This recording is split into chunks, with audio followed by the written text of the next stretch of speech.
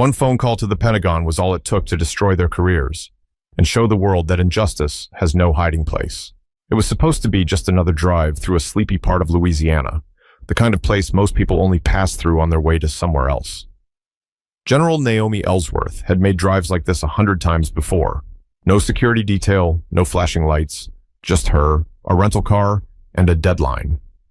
She had a confidential meeting scheduled at Barksdale Air Force Base, and she didn't have time for distractions.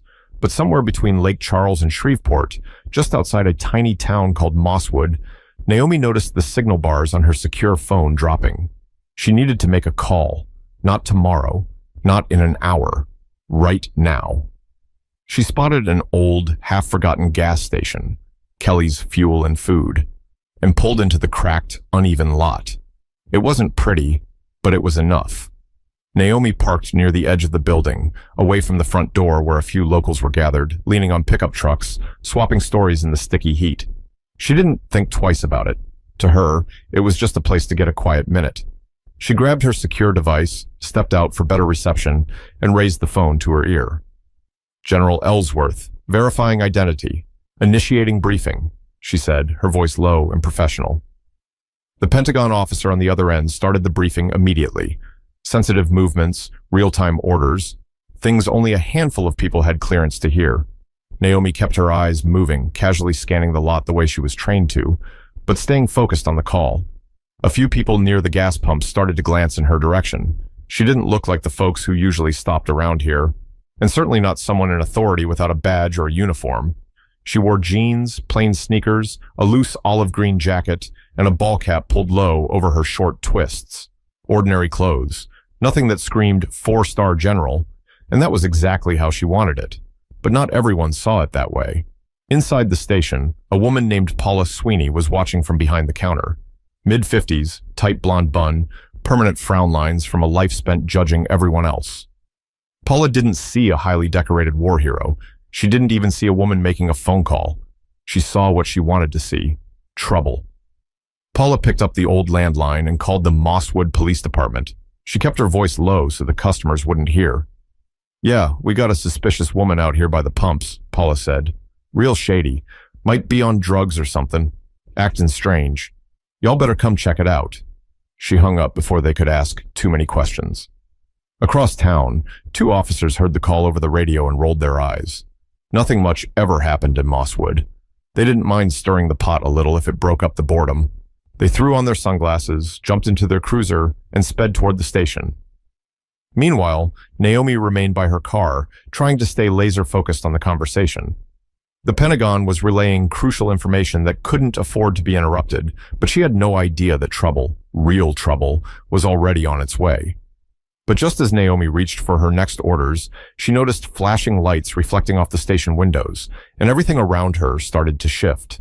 The cruiser screeched into the lot, gravel spitting out from under the tires. Naomi lowered her phone for a second, squinting at the flashing reds and blues. Two officers jumped out before the car had even fully stopped. The taller one, Officer Randall Cooper, mid-30s, buzz cut, barrel chest, unhooked his holster with a quick flick. The other, Officer Sean Delaney, leaner, younger, and too eager, mirrored him. Both of them moved like men looking for a fight. Naomi felt the air tighten around her. She calmly placed the secure phone on the hood of her car and kept her hands visible, palms open. Her voice stayed measured, controlled, just like they taught her at West Point all those years ago. "Good afternoon, officers. How can I help you?" she asked. Cooper barked back. "License and registration, now." Naomi offered a half step forward, reaching slowly for her wallet tucked into her back pocket. "Absolutely. My ID is right here. I'm active duty military, General Naomi Ellsworth. I'm on official business." Delaney scoffed. "General, huh? You expecting us to believe that?" Naomi pulled out her military credentials and federal travel orders, extending them toward the officers with steady hands. Cooper snatched them away, barely glancing at the documents before shaking his head. "This is fake," he said, tossing her ID onto the hood like trash. Naomi blinked, stunned for the first time. "Sir, I assure you—" "Shut up," Delaney snapped. "You think you can play us? Lady, you picked the wrong town for that." A small crowd was beginning to form. Customers, station workers, drivers who pulled in for gas and decided to stick around for the free show. Some whispered, some laughed. No one stepped in. Naomi's training screamed at her to de-escalate, but every instinct also told her that these men weren't looking for answers. They had already decided who she was, and worse, what she wasn't. "Officer," Naomi tried again, her voice low and even, "please contact your supervisor. You're making a serious mistake." But Cooper already had cuffs in his hand. "Turn around, hands behind your back." Naomi didn't move. She stood her ground, not in defiance, but because something inside her broke loose, something heavy. "I am a general in the United States Army," she said, her voice sharp now. "You are unlawfully detaining me." Cooper laughed, actually laughed, loud enough that the people watching heard it echo against the pumps. "Yeah? And I'm the president. Now turn around." Before Naomi could say another word, Delaney grabbed her arm roughly. Cooper forced her other wrist behind her back. The cuffs snapped tight enough to pinch the skin. Naomi clenched her jaw, swallowing the flood of humiliation that rose up hot and fast. Somewhere behind her, the secure phone, still connected to the Pentagon, clattered to the ground. The voice on the other end, hearing the chaos, started yelling her name. But the officers didn't notice. Or maybe they didn't care. Cooper shoved Naomi against the side of her rental car hard enough to rattle the door. Gasps rippled through the small crowd. "Got her," Delaney said, like they'd just caught a prize. Naomi, breathing hard, stared straight ahead at the greasy window of Kelly's Fuel and Food, her reflection fractured into pieces by the dirt and grime. In that moment, she wasn't a general. She wasn't even a person to them. She was just someone to be thrown around, because they could. But inside the Pentagon, alarms were already blaring, and Naomi's disappearance wouldn't stay unnoticed for long. Back at the Pentagon, the secure call had gone from strange to alarming in under 60 seconds.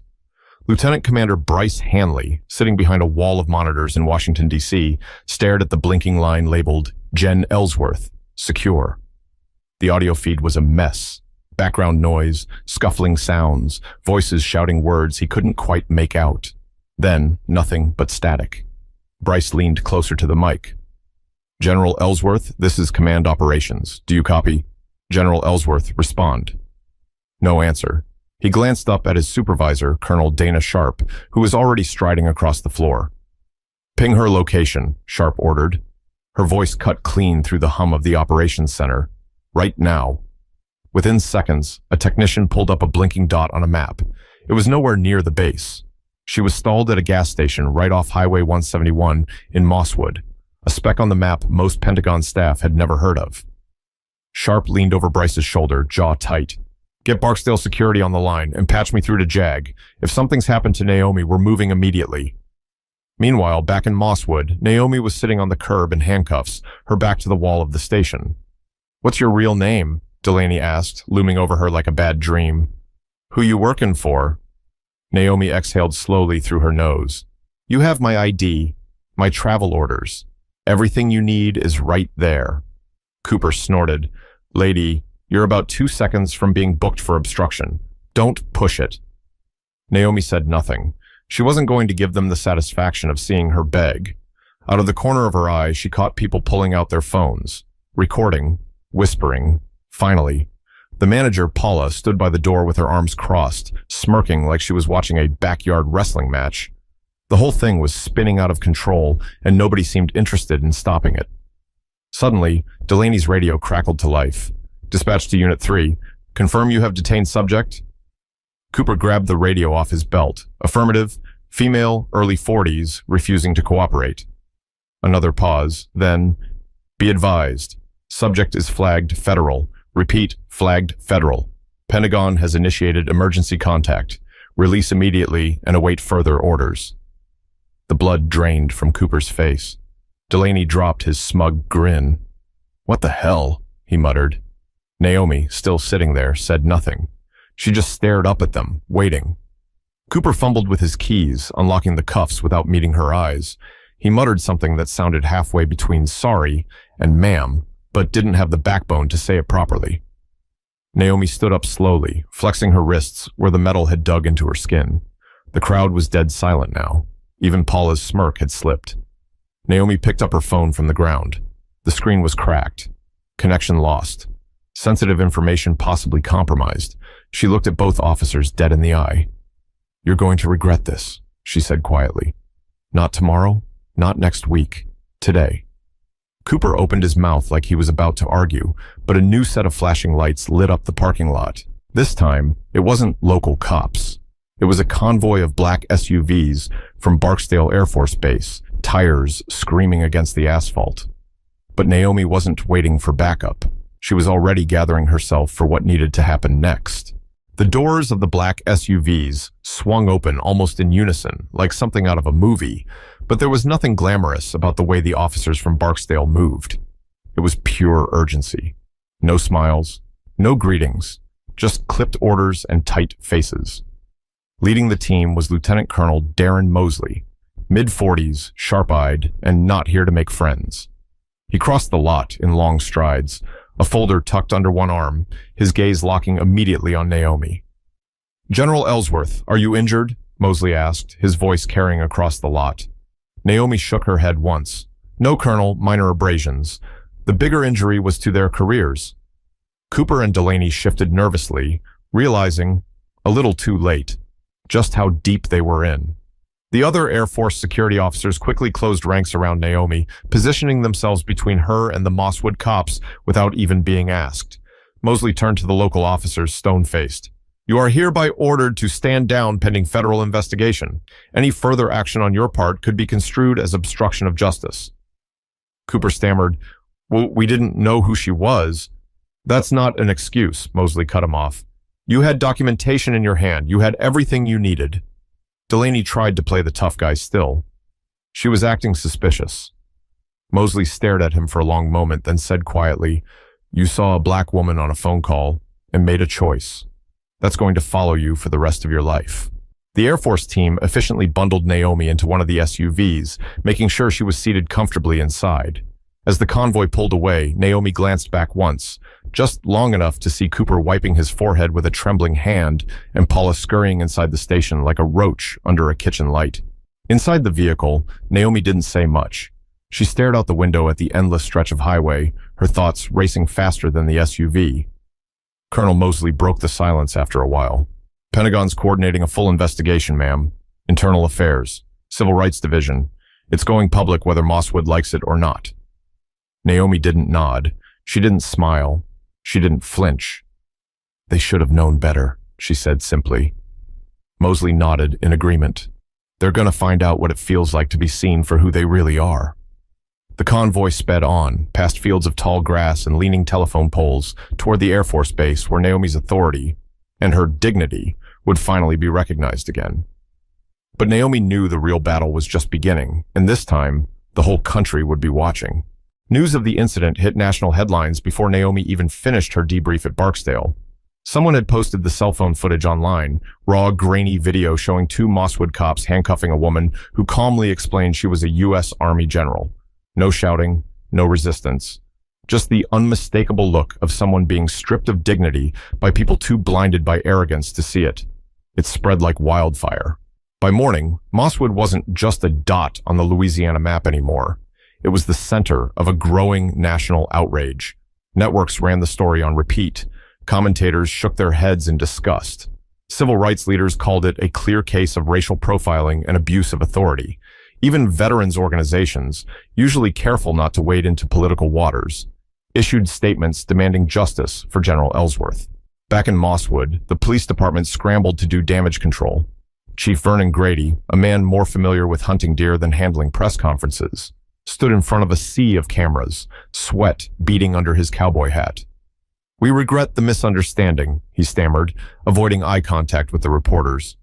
"The officers involved have been placed on administrative leave pending a full review."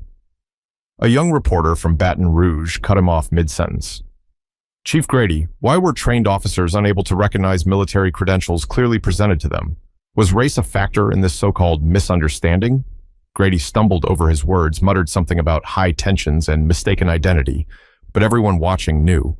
The department was cornered. They had no real defense. Meanwhile, Cooper and Delaney had gone radio silent. Their names leaked within hours, splashed across headlines, social media, and public outrage forums. Anonymous sources from inside the department revealed that both men had prior complaints. Excessive force, racial profiling, swept neatly under the rug before. Not this time. Civil rights attorneys from New Orleans and Washington, D.C. filed official federal complaints on Naomi's behalf. The Department of Justice opened an independent investigation. Even the Louisiana governor weighed in, calling the incident an appalling miscarriage of justice against a national hero. It wasn't just about Naomi anymore. It was about every person who had been doubted, dismissed, degraded because of a uniform they didn't wear, a color they couldn't change, or an assumption they couldn't stop someone else from making. At Barksdale, Naomi was briefed constantly. Her lawyers, Pentagon officials, even White House liaisons calling for updates. She answered every question with the same steady voice she had used to command troops in war zones. But when she was alone, in the quiet of her quarters, the weight of it pressed hard against her chest. Not because she was surprised, but because after all the medals, after all the service, after all the sacrifice, in a dusty parking lot in Mosswood, none of it had mattered. Still, she hadn't spent her life running from battles, and she sure as hell wasn't about to start now. But if Naomi was going to speak, she knew she had to do it on her terms, not just for herself, but for every silent face watching her from the shadows. The press conference was scheduled for noon on a Saturday, outside the gates of Barksdale Air Force Base. Cameras were already lined up in neat, frantic rows. Microphones stacked 2 and 3 deep. Reporters murmured into phones. The air was hot, thick, buzzing with a different kind of energy. The kind that meant something important was about to happen. Naomi Ellsworth stood behind the podium, wearing her full dress uniform for the first time in months. Medals gleamed against the deep blue fabric. Her shoulders were squared, her gaze unflinching. She wasn't here to entertain. She wasn't here to make anyone comfortable. Colonel Mosley stood off to the side, arms crossed, watching protectively. A few senior Pentagon officials flanked him, grim-faced. They had offered Naomi carefully worded talking points, diplomatic phrasing, a safe path through the minefield. She politely declined. When Naomi finally spoke, her voice was clear enough to cut through every rumble of traffic, every click of camera shutters. "My name is General Naomi Ellsworth," she began. "I have spent 29 years serving this country, leading soldiers, advising presidents, defending the ideals written into the Constitution. Yesterday, in Mosswood, Louisiana, none of that mattered." She paused, letting the words hang in the heavy air. "I was judged not by the content of my character, not by the uniform I've earned, but by the color of my skin and the assumptions made about me because of it." Reporters scribbled furiously, but Naomi wasn't speaking for them. She was speaking to the people who had seen the video, who had felt a familiar pang in their gut, a sharp memory of being doubted or demeaned or dismissed. "I'm not here today for an apology," she said. "I'm here because silence is not an option. Accountability matters, respect matters, human dignity matters, and none of these are negotiable based on someone's prejudice or someone's ignorance." Behind the cameras, members of the local community had gathered, Black families, veterans, students holding handwritten signs. Naomi caught glimpses of their faces, some angry, some hopeful, all of them waiting for something they hadn't seen enough of lately: real leadership. "Injustice is not new," Naomi continued, "but change only happens when enough people refuse to look away." She finished with no dramatic flair, no rehearsed slogan, just the truth. "I was not humiliated yesterday. They were, and history will remember it that way." She stepped away from the microphone without waiting for questions. The applause started small, a few claps from the crowd, but quickly grew into something real, something alive. As she made her way back toward the base, Naomi didn't walk faster or slower. She moved with the same steady pace she always had, one step after another, carrying more than just her own story on her back. Because she knew the world wouldn't change overnight. It might not even change in her lifetime, but maybe, just maybe, it would change a little because she refused to stay quiet. When you're treated unjustly, your voice is your greatest weapon. Speak the truth, even when your hands are shaking. Someone out there needs the strength you show. If you believe in standing up for dignity and accountability, share this story. Speak up when you see wrong. Change starts with people willing to call it by its name.